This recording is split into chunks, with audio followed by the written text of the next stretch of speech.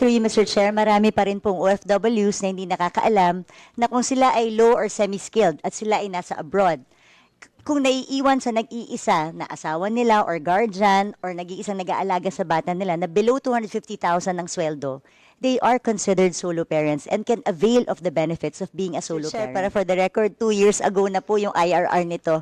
2 years overdue na po ang guidelines na ito for the record. So November 1 po ang second year anniversary ng IRR ng batas na to. So this is not a joke.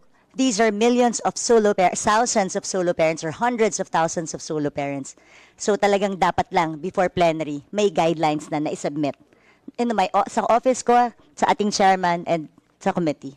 For the OFWs that can be considered solo parents. Ito yung mga kailangan kasi nila. And number one, they have to know that yung naiiwan nila dito can be considered solo parents. Our part of our dream sa OWA is to put up an academy for OFWs na yung pong kanilang mga anak, ay sasabit ko pa nga lang ho ito sa DMW, pero kaya ho ako nagpaalam kung pwede yung pangarap eh. And I'm sure mas magiging madali ito pagka kayo po nakarinig.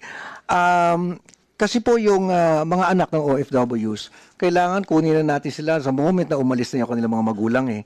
So part of our dream is to put up an academy wherein yung bata pa lang, nursery pa lang, pwede nang nakukup-kup na napapalakan ng DMW at OWA, and then we can inculcate to them the proper values na ipapalaki natin sila, teaching them ano ba ang buhay ng isang bata na ang iyong magulang ay nasa ibang bansa.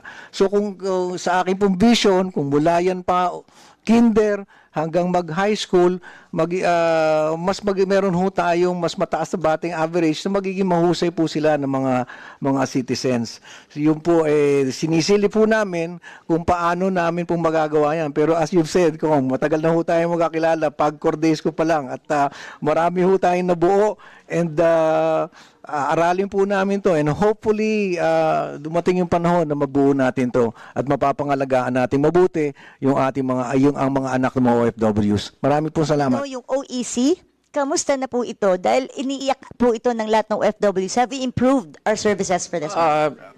Mr. Chair, Madam Congresswoman,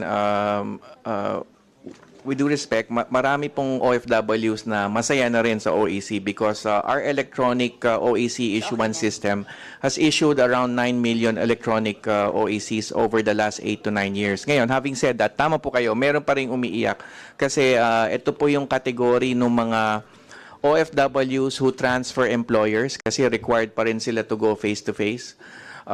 So ang solution po natin dito is yung OFW Pass. It's the mobile application launched by Secretary Toots last year.